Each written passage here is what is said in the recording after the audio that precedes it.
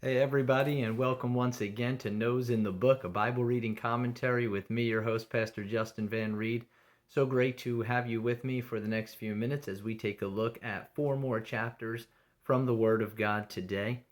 We have before us 2 Samuel chapter 6, 1 Corinthians chapter 16, Ezekiel chapter 14, and Psalm 55. And if there's anything from these four chapters that you have any questions or comments about that I don't answer, in these next few minutes, please feel free to post those comments in the section below, and I will do my best to answer those. All right, let's consider what we've got here before us. First off, 2 Samuel chapter 6, we have here David, who now that he has taken Jerusalem, wants to bring the Ark of the Lord, the Ark of the Covenant, to Jerusalem, and with it really the whole tabernacle, the whole tent system here. A little bit of background to kind of understand this. Remember that the tabernacle, the tent that houses the Ark of the Covenant, which is where God's presence was manifest to Israel inside the tent, inside the Holy of Holies, separated by a curtain from the holy place, where there were other pieces of furniture that were part of the worship of Israel.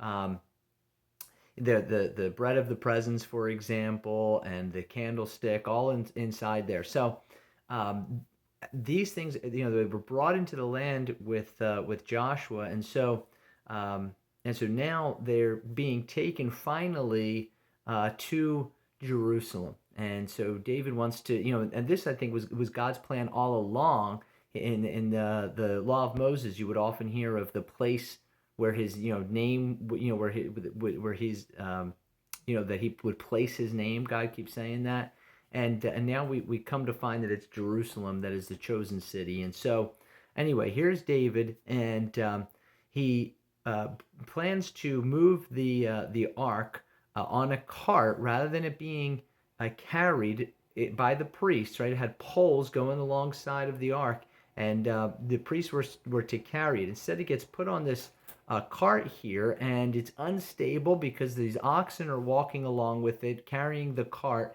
and one of the priest's sons, Uzzah, reaches out to stop the ark from falling, and the anger of the Lord right away is kindled against him, and he is struck dead because this is really bad. It's bad decision making on David's part, and but Uzzah pays the price here. So just a mess of a situation here, and it leads to David being terrified, which causes David to take the ark instead to Obed-Edom's house. He doesn't want to take it yet to Jerusalem, but then finds that Obed-Edom is blessed greatly while the ark is there. So David does go and get it, and this time just very carefully moving it, very slow, taking, he's sacrificing before it constantly, and then as they bring it into to the city of David, into Jerusalem, he's more sacrifices, and he's dancing, he's rejoicing, he's giving out gifts. There's a big celebration here,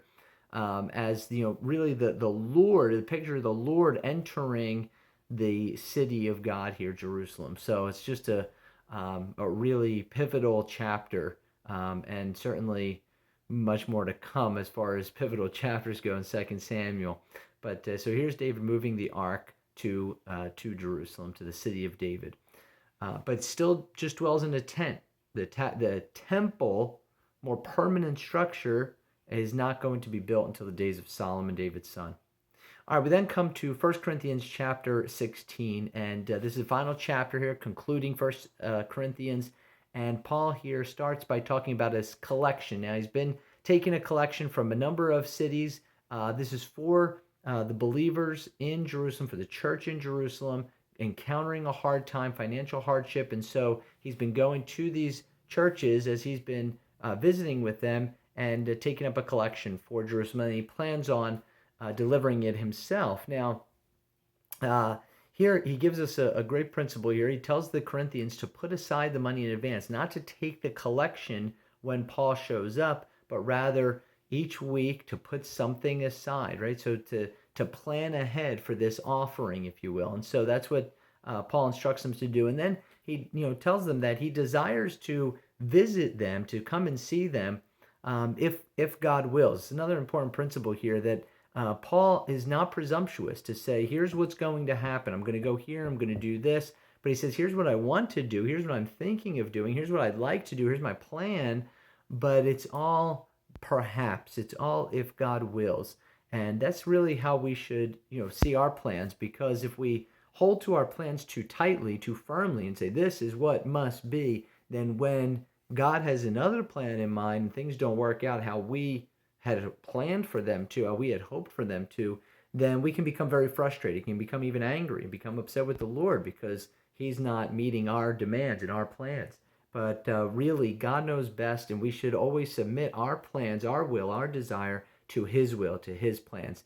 And so then Paul gives some other instructions here, tells them to be good to Timothy when he comes to them, to treat him well. Timothy's been an important part in ministry for Paul. Also, some others as well here. He tells them to, he's just grateful, right? Another thing to recognize here is that Paul never ministers by himself. Like he's everywhere he goes, he has people coming alongside of him. He has people traveling with him. He has people staying with him, and he's very grateful for them. He gives them a few final words of instruction here. Basically tells them to stand firm, to endure, to be courageous, to be bold and courageous. Something very similar to like what Joshua was instructed in Joshua chapter 1 as he enters into his leadership role, right? Be strong and courageous. And Paul is drawing on that same terminology here as he calls them to stand firm. Then he gives some final greetings and concludes the letter here. So that's the end of 1 Corinthians, and we'll move into 2 Corinthians next time.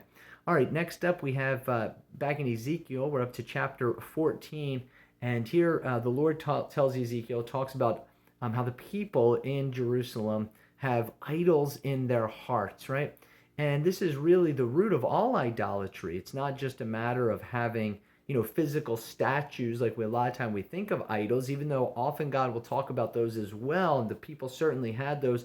But all idolatry is ultimately the heart. What is your heart's attitude towards those statues? What do you think of them? Are they nothing, or are they deity? Are they gods of some sort? Or what's your heart's attitude towards anything other than the Lord? Are you relying upon it, trusting in it, needing it? And has it become an idol in the heart? So God warns them about this, says this is why judgment is coming. He talks about 4 judgments that he's going to pour out on Jerusalem: war, famine, wild animals, and disease. And it says in each case, even though there are a few righteous among them, he gives some examples there. If even if Noah and such were there, Job, Daniel, if they were among them, still only they would be saved. The rest would face judgment, right? So the unrighteous are going to face judgment here for this, and so and some most are going to be killed as this judgment from Babylon is poured out on Jerusalem. Some are going to be exiled, and he says, Ezekiel, you'll be able to see why it is, because of their idolatry, because of their wickedness in their heart, because their trust in false things. All right, last chapter here we have before us is Psalm 55.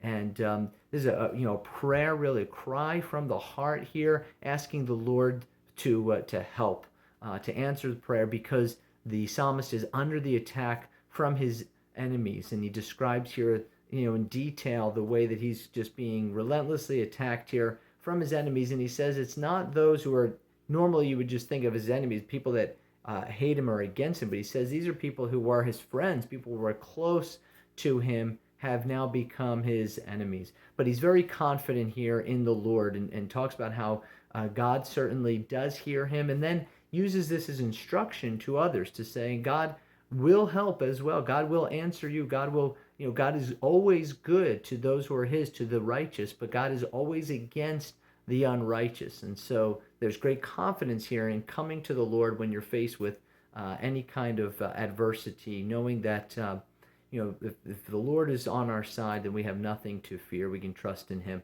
All right, that's all we have time for today. Again, we had 2 Samuel chapter 6, 1 Corinthians chapter 16, Ezekiel chapter 14, and Psalm 55. Thanks for being with me these last few minutes. Hope you enjoy your time in the Lord's Word today and every day. Until I see you again, keep your eyes on the Lord and your nose in the book. We'll see you again soon.